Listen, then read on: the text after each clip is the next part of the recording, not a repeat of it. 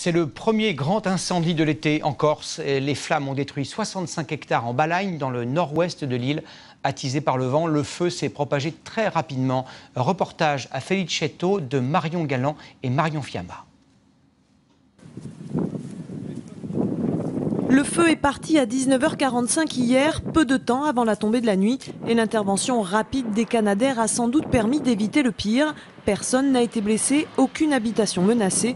Mais les pompiers ont dû faire face à un véritable brasier. Et ce matin, l'heure était au soulagement. Aujourd'hui, on voit qu'il n'y a plus de vent. Donc avant qu'il se relève et avant qu'il fasse trop chaud, il faut qu'on traite justement tous ces petits points chauds, quoi. Il y a encore un risque ? Non, là, le risque est bien écarté quand même. Maintenant, c'est vraiment pour terminer le chantier, pour être sûr qu'il n'y ait vraiment aucun problème à la fin. Près de 150 pompiers ainsi que 3 Canadair et 2 trackers ont été mobilisés pour venir à bout de ce premier gros incendie de l'été.